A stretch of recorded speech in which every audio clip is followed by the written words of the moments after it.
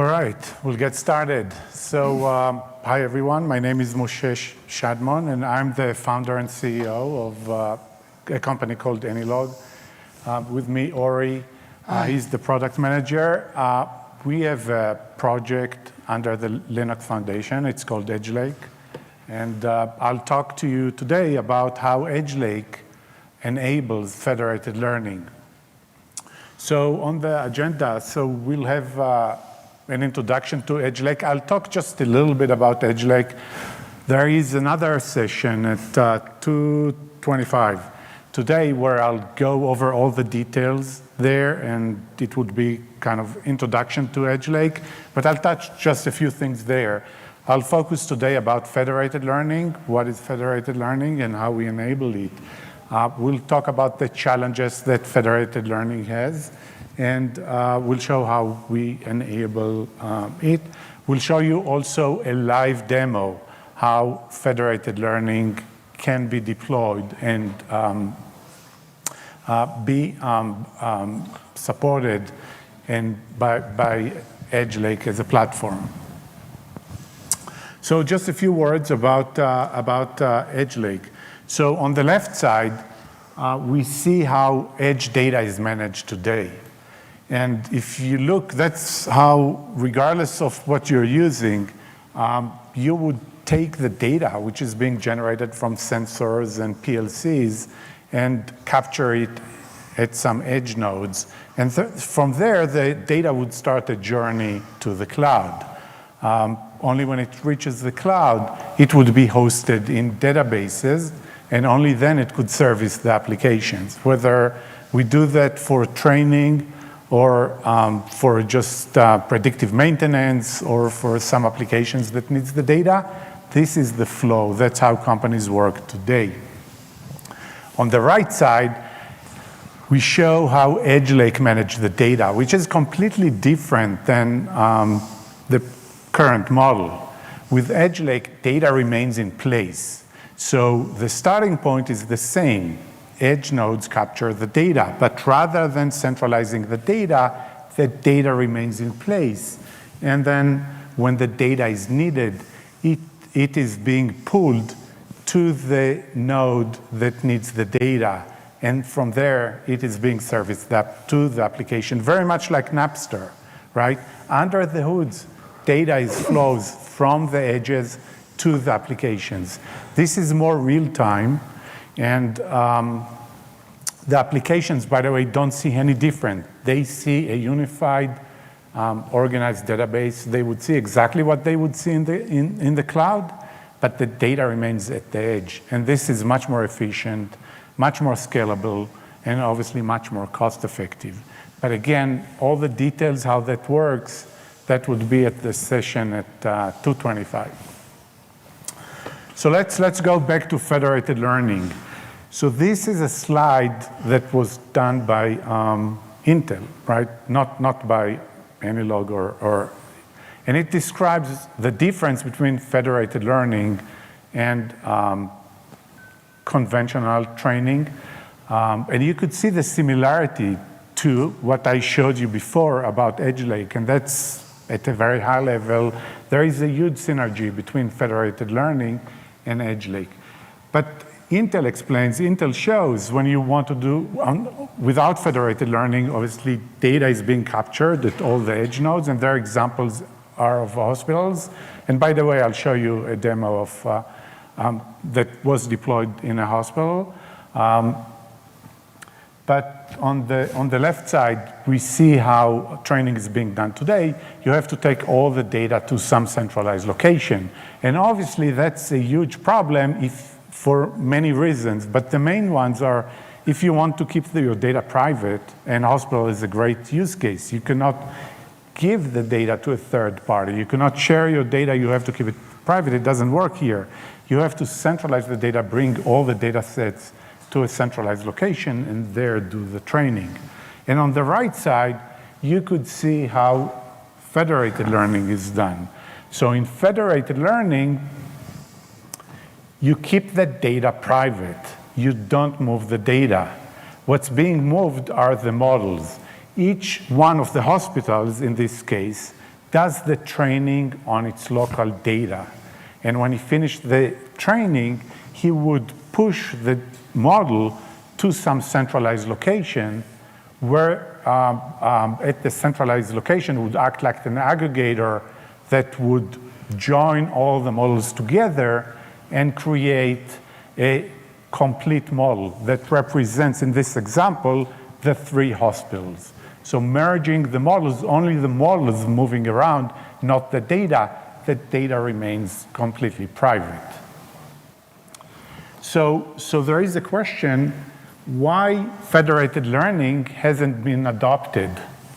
Why aren't we seeing larger use of federated learning? And the answer is, it is really, really hard. It's really hard to do federated learning, and the main reasons are listed here. First, the data is distributed. As of today, there is no efficient technology that could deal with distributed data. In the example before, if the data is in multiple hospitals, how can you access and approach data which is distributed? Then the data is not unified, it's not uniform. The data in one edge locations, in one hospital, could be different than the data on in a different hospital. And then in terms of interacting with it, you need a lot of skills.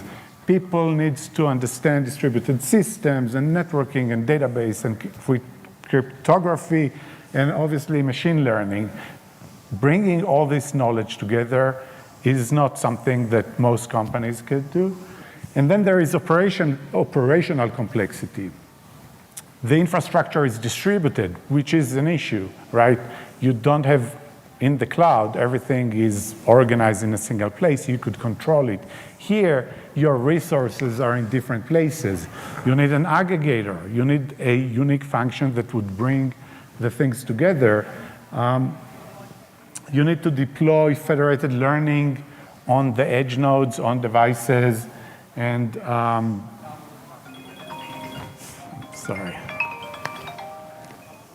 sorry about that.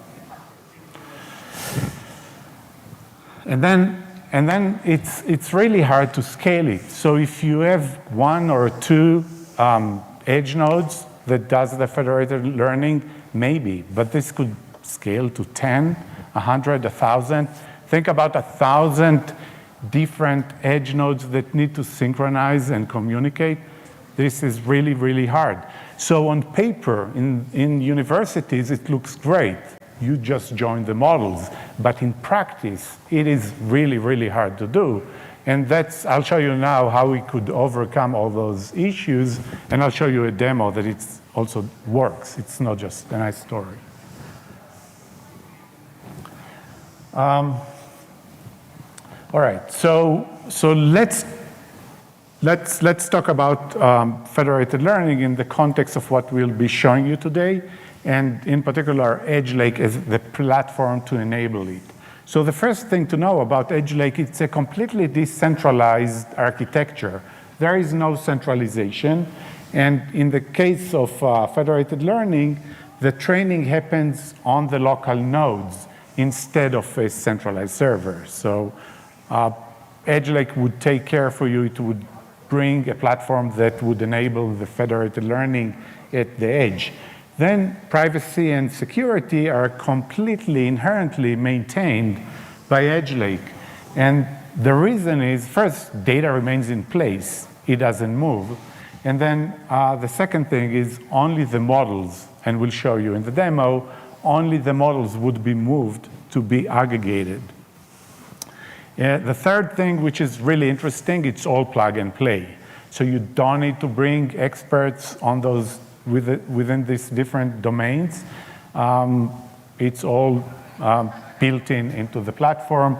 All the security, even high availability, it's all part of the platform. And EdgeLake is very efficient and very scalable. It scales horizontally. It's architected such that there is no dependency between nodes. Nodes operate independently, and if you have more data, you could add more nodes. If you've got, in the case of the hospitals, you want to join, to add another hospital, no problem. You could just include it in the process. So let's see how that works. So these diagrams that we've prepared are very consistent with the demo that Ori will show you. So we'll have 3 nodes that represent 3 hospitals or 3 buildings, if you will. And we have another node which we added just for the sake of the demo. It's not really needed, but it would make it consistent with what Intel was showing. So it's an aggregator node. In reality, you could use an aggregator node, or you could remove the role of the aggregator, and each edge node would serve as an aggregator for its own data. So, but in this demo, just to make it simple and consistent, we added an EdgeLake node that acts as an aggregator. And the first thing that this node would do, it would publish a training application. So what you see here on the bottom is a shared metadata layer. So our starting point is that we've got an aggregator, which is an EdgeLake node, and then a shared metadata layer. In the shared metadata layer, there are multiple ways that users could, I would say two different platforms that users could use for the shared metadata layer. One, it could be hosted in a node. And the second, which is really interesting, is to put it in a blockchain. It's completely transparent. You don't need to deal with it. All the APIs are built in. And you could also switch from one platform to another. But the first thing that happens is the aggregator node publish a training applications and the model waits, the initial training applications. And that's, by the way, in reality, when you want to deploy EdgeLake for federated learning, that's the only step that the user would need to do. He would need to bring the training application, right? But other than that, everything that we'll show you in steps. We'll pause between the different steps, but it's completely automated. So, and that's to overcome the issue of complexity, to address it. Everything that you will see here is fully automated. So the training application is being published on the blockchain. And by the way, before we move on, the reason to use the blockchain or a shared metadata layer is to remove the dependency between nodes. So we don't want to be in a state where one node is waiting to something to another node, and the other node doesn't show up or is not up or it has an issue. So everything is being synchronized through a shared metadata layer, which is available to all the nodes and has no issues of pausing or losing the information. The data is always there, and sorry, not the data. The synchronization is always there. Remember, the data is hosted on the node. So one of those nodes, we're showing it here, and each one of those nodes have data which is hosted locally on the node, and it would never leave the node. So think about a hospital. The hospital has local data. It remains in place. And we've got here in the demo that we'll show you 3 nodes. But when a training application is being published on the shared metadata layer, it's being pulled by the nodes that participate in the training. So right now you're seeing there is a node that has local data which wants to be part of the training. It just pulls the training application from the shared metadata, and so are the other nodes. So in the demo, we'll show you an aggregator node and 3 nodes that host data. The next step that has happened, we'll tell them to start the training. And again, this could be fully automated. You don't need even this step. Or it will show you how we kick a start. And then from here, those nodes would publish the models that they've created. So each one pulled the training application, could execute the training application on the local data, and then publish the data on the shared metadata layer. And then the next step is that the aggregator node pulls all those sub-models, creates a unified model, and again, publish it on the blockchain. So now when the final model is being published on the blockchain, now it's being pulled by all the participants that wants to execute the model, right? So each one of those pulls the model, and now they could run inference with the model that represents the entire data set, while the data, as you've seen, hasn't been moved each node. So each node maintains full control of their data, but only the models are being floating around, and we're using the shared metadata layer such there are no dependencies, and if something goes wrong, things would continue to operate. So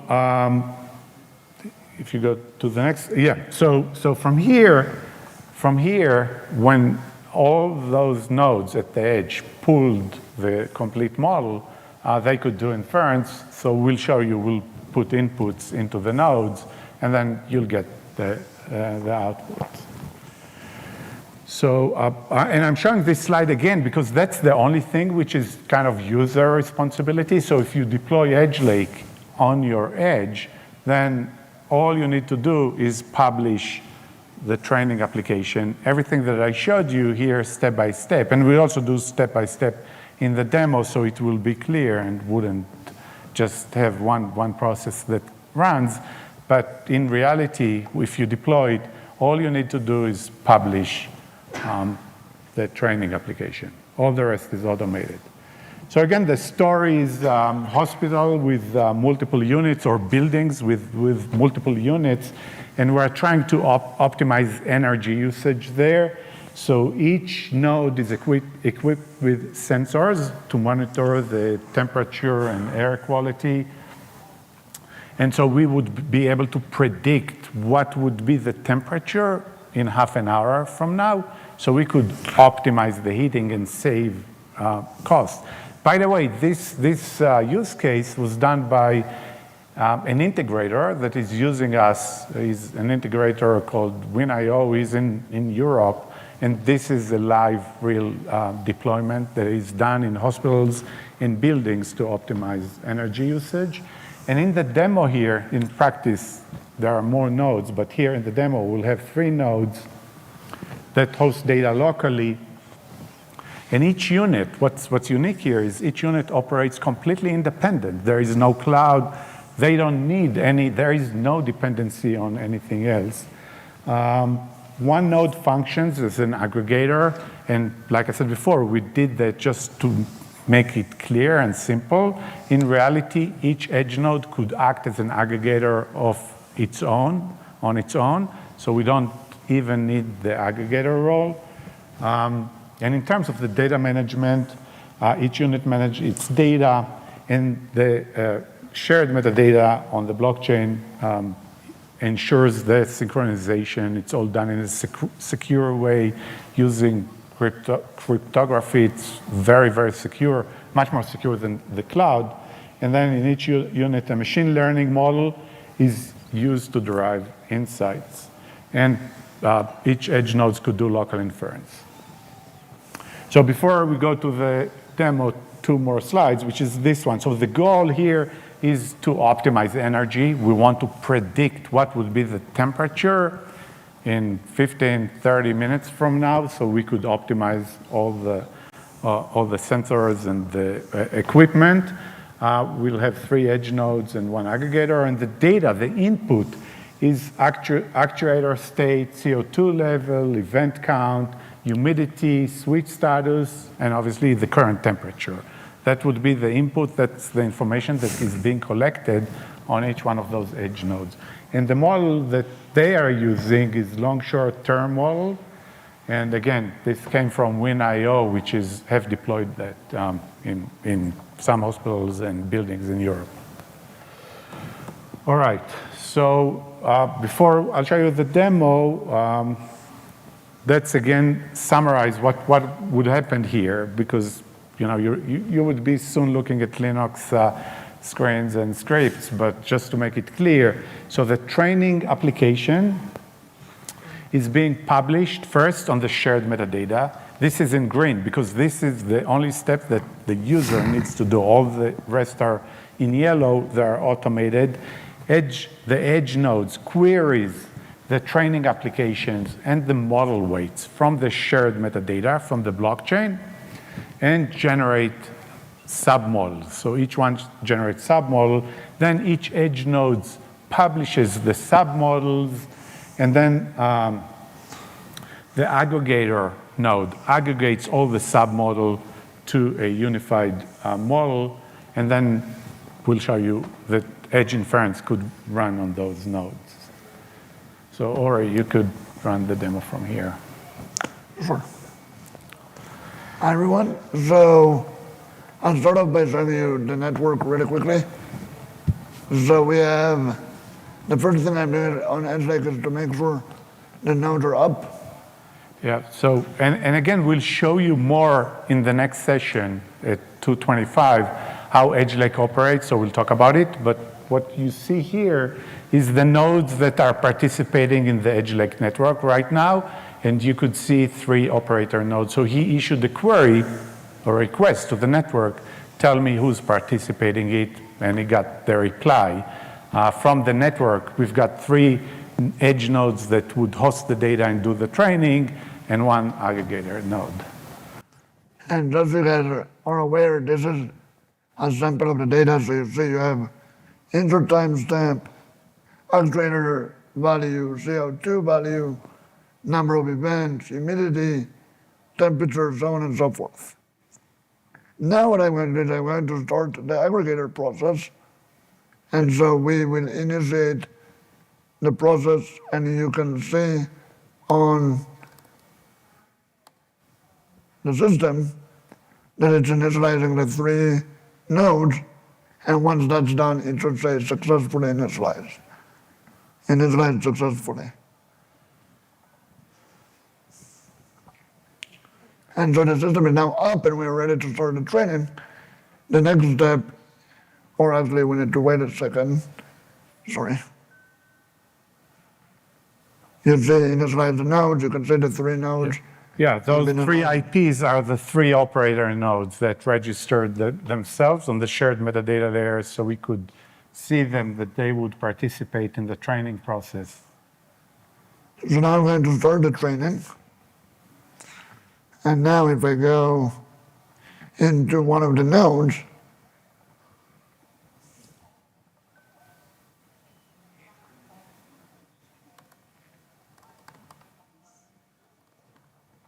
So so Ori logged into the nodes. Each node, this process of pulling the model, pulling the training, running, generating the model, would be done 5 times. That's how we configured it. Would be running 5 times, but by each node.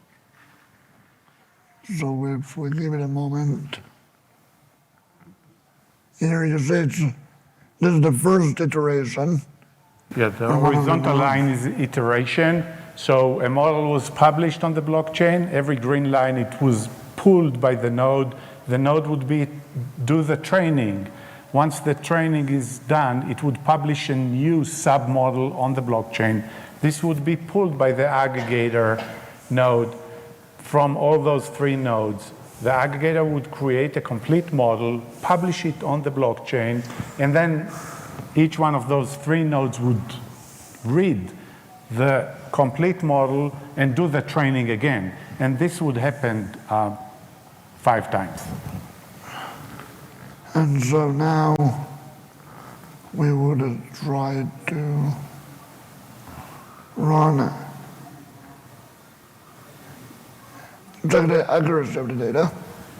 Yeah, so this is sample data that we're pushing into one of the nodes, and you could see inputs and outputs. And if you go all the way to the right, it would tell the accuracy of the model, which is, I think, 82%. 82% right now. So as they would continue and evaluate data, and more data comes in. Yeah, the accuracy of the model would increase, and very quickly. So on those productions, it's around 95, 96% in terms of the accuracy of the model in those hospitals and buildings. That's at least what the system integrator told me. And from here, we'll just show you an example of pushing an input and getting an output. So you could see on the top, you see the inputs. You should see humidity and temperature and the actual state. And he's predicting then that in 30 minutes, the temperature would be just below 20 degrees. Yeah, so this was pushed to one of the nodes that now does inference on the aggregated model that it was creating based on data that exists on other nodes that wasn't shared. All right, so from here we could go back to the, So let's summarize what we've tried to show you here in this demo. So the first thing is the automation. It's fully automated. We've got distributed nodes and are able to get the predictions without sharing the data. The models were deployed on the edge and by the aggregator. Everything was completely automated. No users had to synchronize everything. We don't even need to check whether nodes are up and running. You just deploy it. Every node only communicates with the shared metadata layer. It doesn't care on all the complexity around it, which makes it really, really simple. And that's the reason we're able to automate it. The security is maintained here. It's a secure layer. The blockchain here is not just for the synchronization, but also to provide security. And again, I'll talk about it in the later presentation. And then data remains in place, which is the key thing. That's the reason why there is interest in federated learning. You don't share the data, you just aggregate models. And in terms of scaling, it's really easy model to scale. Because again, you could have as many nodes that you want. They have no dependency on each other. Each one of those nodes works again against a shared metadata layer that is always available. That's the reason to bring the blockchain into play. You don't need to deal with high availability in the blockchain. It's always there. And then simplicity, networking, security, synchronization, it's all handled by EdgeLake. So that is the story. If you have any questions, we'll be happy to take them.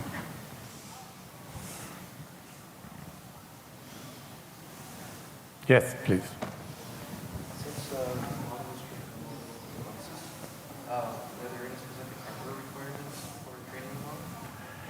Yes, so it's really up to you. So first, the exact setup is up to you. So we run everything here on a single node. So a single node, but in reality, you could also separate it. EdgeLake gives you interfaces that you could use REST to interact with EdgeLake, and we don't care where you run the model. So you could put it on the same node, depending on the node architecture. You could put it in a nearby node. How exactly you set up, or what's your exact hardware, it's very flexible. EdgeLake itself can run on a small switch. We have deployments on switches, and it could go all the way to a large server.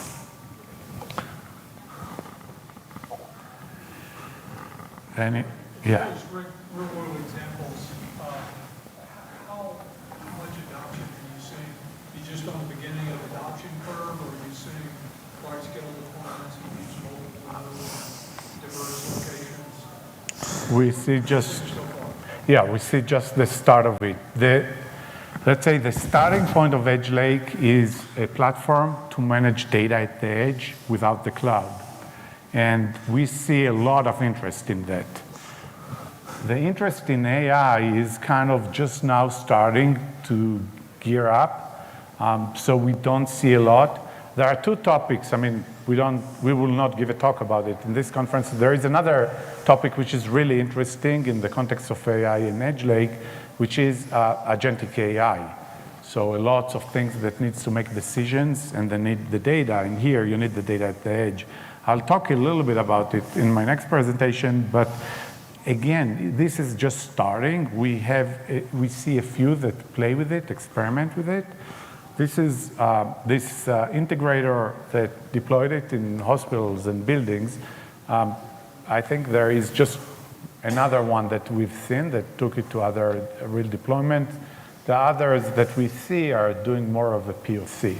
But we see a lot of interest at the edge, keeping data there, lower the dependency in the cloud. That we see at a much larger scale. Any other question? Yeah. And you may have touched on this. So the data that you have the local data on the agents, the data that when it goes back to the aggregated, is it encrypted some way so that when you train the big model, is there some kind of security aspect for that local data so it doesn't go to the aggregator node? The data haven't reached the aggregator node. Only the models. That's the whole idea of federated learning. Data doesn't move. Each edge node did the training, and then they pushed their submodel. Each edge node created a model based on its local data. And it took the model and pushed it to the aggregator. The aggregator didn't see the data. That's why hospitals, it just saw models coming up from published on the blockchain. So he pulled the models and aggregated the models, creating a unified model that based on models that were done by different participants. So it's fully secure. Data doesn't leave. You don't need to worry about it. But to your question, EdgeLake has a lot of securities set up if you do want to move the data, because to your point, the common use case is let's run queries against the edge and get results from multiple nodes, and that's very secure. But in federated learning, you don't want to do it. You want to keep the data locally. Yes, please. So how does the training app deal with differences in the data model on various nodes? Well, the training that they pulled, so if you remember, the first step was to push a training application. Each one pulls the training applications, and it has a subset of the data. The subset of the data is running on EdgeLake, and that's a separate discussion how they come up to have a unified data set there on each one of the edges. And I'll talk about it in the next session, but the data that is being hosted on the different edge nodes is unified and organized, and that's also done in an automated way. But I'll talk about it. If you're interested, we could talk about it in the next session. Any other question? So, yeah, go ahead. What if you want to change the what if you want to add a parameter, let's say, with a different node? Do you have to redeploy all the edge nodes? So that's a really interesting question, and not just in federated learning. And that's the power of using, in this case, the blockchain or a shared metadata layer, because we didn't tell, if you notice, we didn't tell the nodes what to do. They are built such that if there are updates going to the shared metadata layer, they will pick it. So you could put configurations there.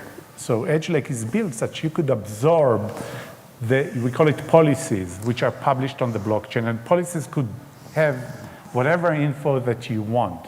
And nodes that are part of this network are continuously, they have a background process that continuously synchronize them with the shared metadata layer.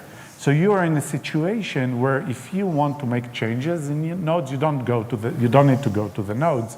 You publish the policies, and each node that the changes needs to impact its configuration or the model or are being pulled by from the blockchain.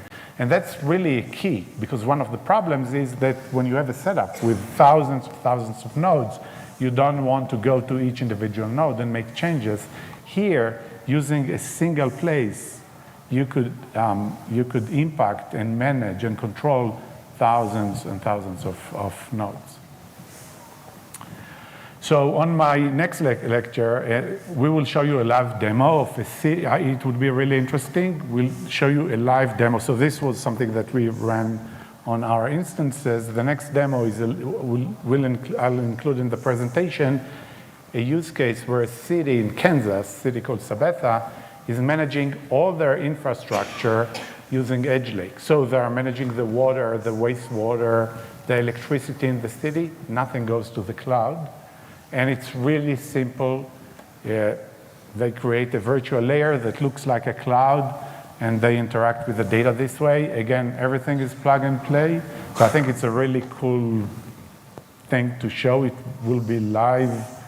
The city agreed that we'll show some of the things that they're doing, some of the dashboards. So I encourage you to come and listen to the next talk. And thank you very much.